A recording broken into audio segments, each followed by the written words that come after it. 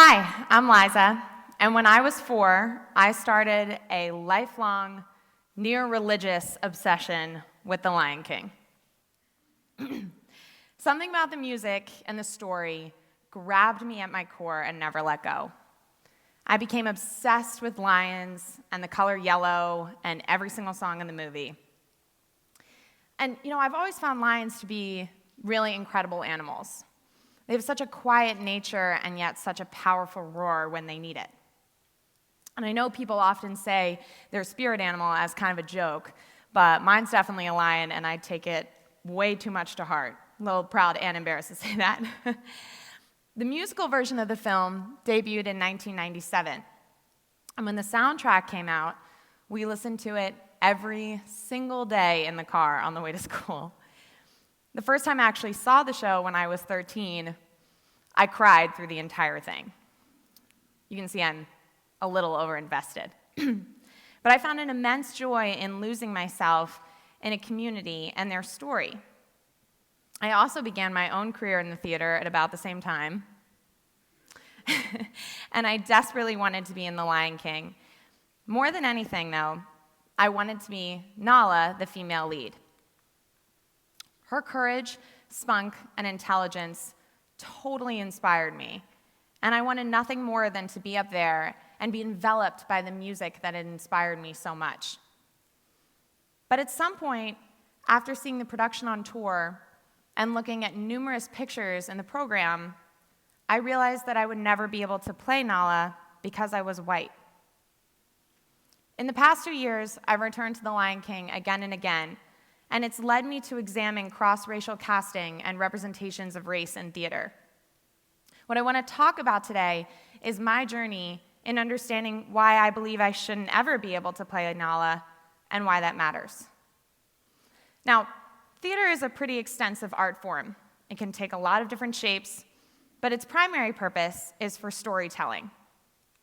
When it is most effective, it has a large opportunity to tell diverse stories.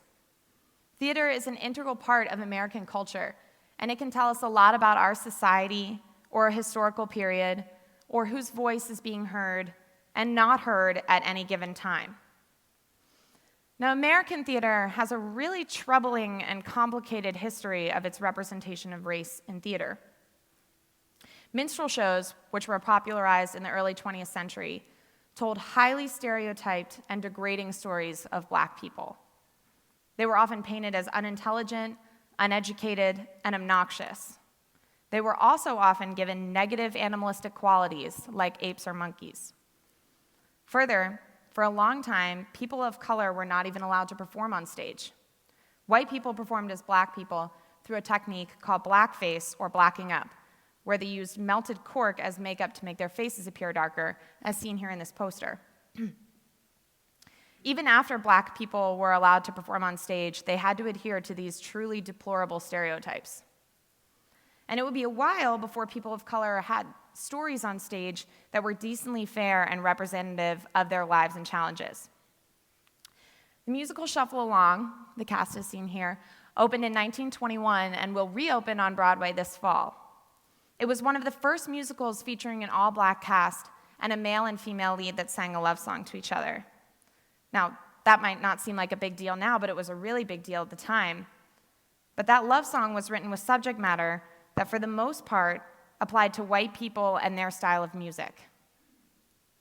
So 2 years ago, I was sitting in a class taught by Professor Ginny Anderson here at Connecticut College. We were reading a play called Joe Turner's Come and Gone by August Wilson.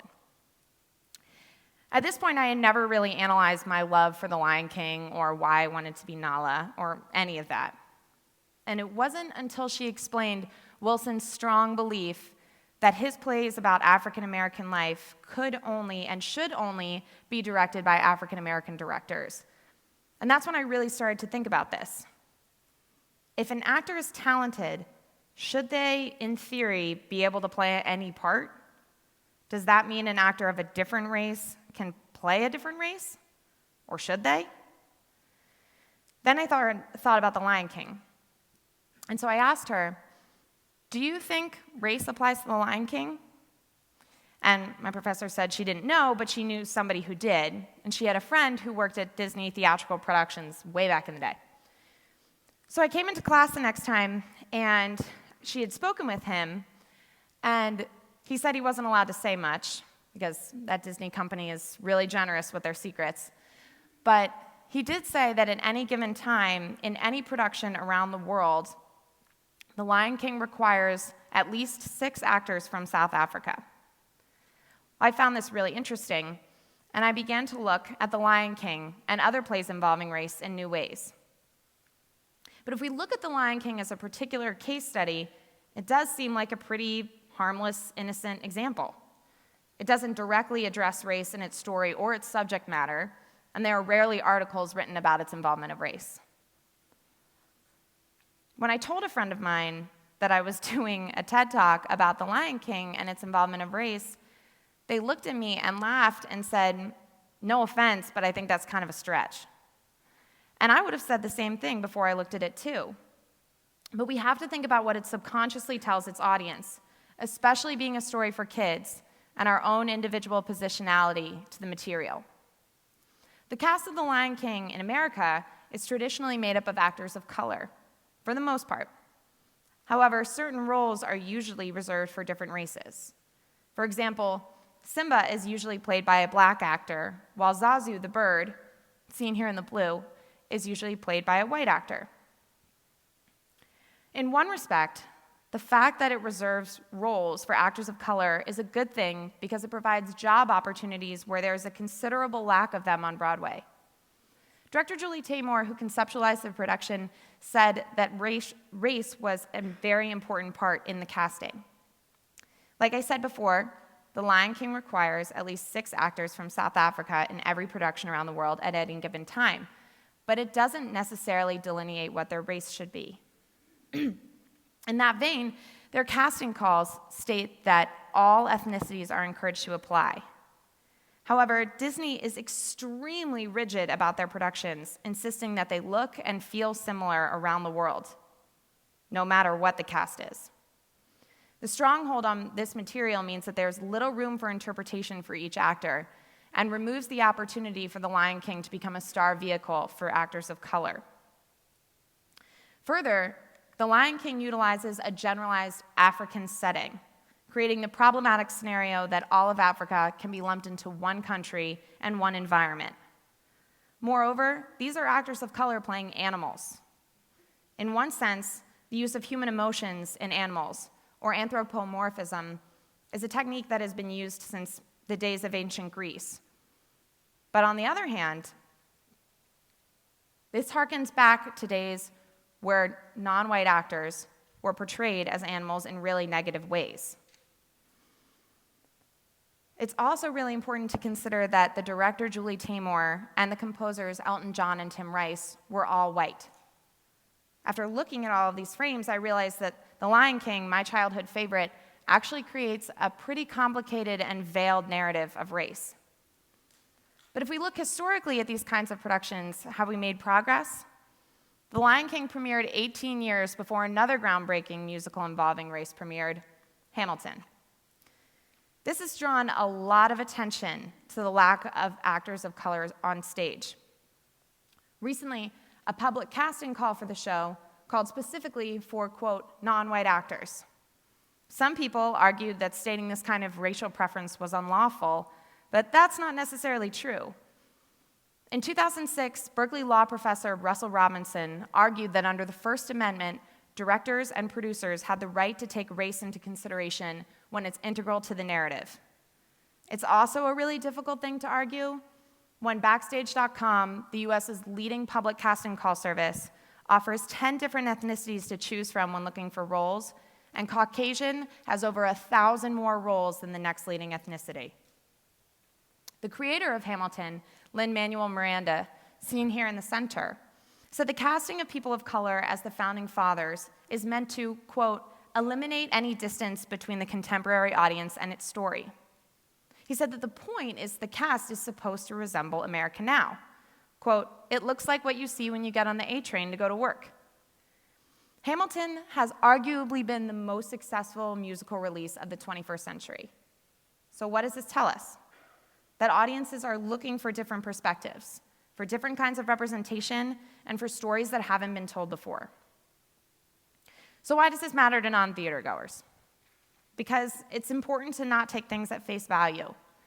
It's important to understand whose stories are represented, how those stories are being told, who has the chance to tell those stories, and where there is still room for improvement in terms of artistic job opportunity. Theater may be considered art, but it's still a business, and job discrimination happens in industries across the US. It's not just happening on stage, though, it's happening across entertainment platforms. #OscarsSoWhite was not only a trending topic on social media, but a national conversation about the lack of actors of color in films nominated for awards. Chris Rock hosted the show this year and attacked the issue head-on, highlighting the lack of representation of minorities in films and the industry's lackadaisical attitude towards that problem. Even still, this concept isn't just affecting Broadway and the Oscars, it's happening closer to home as well. In the fall of 2014, here on Connecticut College's campus, the theater department announced that its spring musical would be Violet, a new production that tells the story of a white, young, disfigured woman who travels across the American South in order to be healed. Along the way, she befriends two men, one of whom is black and one of whom is white. The role of race is critical to the story. Famed New York Times theater critic Ben Brantley states that the musical, quote, raised the topicality quotient and reconfigured its source's love story to put direct emphasis on parallels between Violet and Flick, who as a black man in the southern United States knows what it's like to be judged by your skin. So when auditions were held for this production here at Con, no black students auditioned, and the department made the decision to choose a different show. Had they chosen to cast a white actor in the role of a black person, the show's authenticity would have been radically different, and it would not have reflected the intentions of its creators. In the same vein, it's really important to keep in mind that not everyone has the right to tell someone else's story. Recently, a major production of a play called The Mountaintop was produced at Kent State University in Ohio. The story revolves around the life of Dr. Martin Luther King Jr., and the director chose to cast a white man as MLK. The playwright Katori Hall was particularly outraged at this choice, saying it was comparable to, quote, the erasure of black bodies on the streets of America, end quote.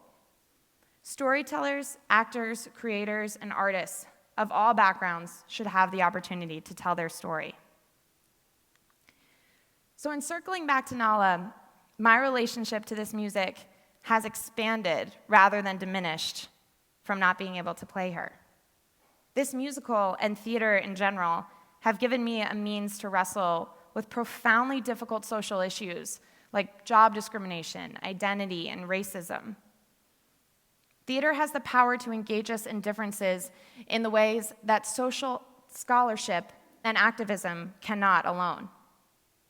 It has helped me see the world differently, not only through racial casting or cross-racial casting, but by tapping into my ears and heart to answer these questions. Whose voices are being heard? Whose voices are not being heard? And how do we listen for those voices when we can't hear them? Not just on stage, but in books, in movies, on TV. These are discomforting conversations, but they are not as discomforting as the reality itself. And we need to have these conversations in order to evaluate what we're absorbing both as a nation and as a culture.